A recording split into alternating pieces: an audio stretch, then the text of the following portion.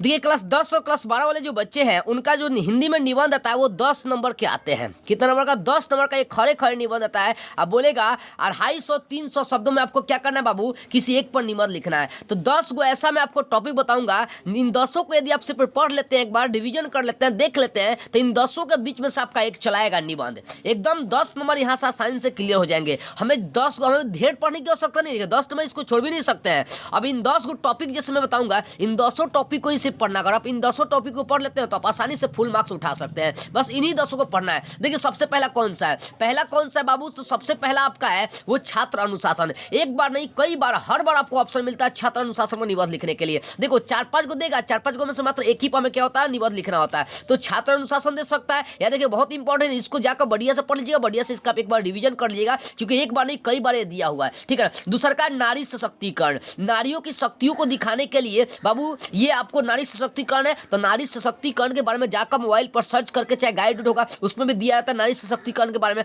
तो नारी सशक्तिकरण के बारे में एक बार जरूर पढ़ लीजिएगा, क्योंकि बहुत इंपॉर्टेंट है। ये सब 10 में बता रहा हूँ। तीसरा आतंकवाद, इसको तो एकदम बीबीआई हमारी एकदम ये आएगा ही आएगा, बीबीआई वेरी वेरी इंपॉर्टेंट।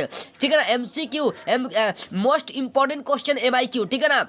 यानी आतंकवाद एक बार नहीं कई बार एग्जाम में पूछा हुआ है। तो आपका फर्ज बनता है कि आतंकवाद को जाकर ध्यान से एक बार देख ले, पढ़ ले, आतंकवाद के बारे में जानकारी हासिल कर ले। एकदम 10 नंबर का आ सकता है। उसका चौथा होली है। देखो एग्जाम जब नजदीक रहता है तो देखना है कि उस एग्जाम के आसपास में कौन सा पर्व आने वाली है। देखो जब बिहार बोर्ड की बच्चों की बात करता हूँ, जब बिहार बोर्ड का बच्चों का एग्जाम फरवरी में होता है, तो फरवरी के समय पर उस समय 2 पर्व आने वाली रहती है। दूसरा का तो सरस्वती पूजा होता है, दूसरा का होली होता है। ये दोनों पर्व कई बार एग्जाम में पूछ भी देता है। ठीक है ना। तो होली पर भी निबंध तनी मनी नहीं, 100% चांसेस बन जाते हैं देने के लिए, होली पर और सरस्वती पूजा पर, क्योंकि ये जब एग्जाम होता है तो उसके आसपास में पर्व आने वाली रहती है या हो भी चुकी रहती है। कुछ दीपावली, सरस्वती पूजा तो लगभग समझिए एग्जाम के समय शुरू हो जाता है, ये उससे पहले भी खत्म ही हो जाती है कई बार। ठीक है।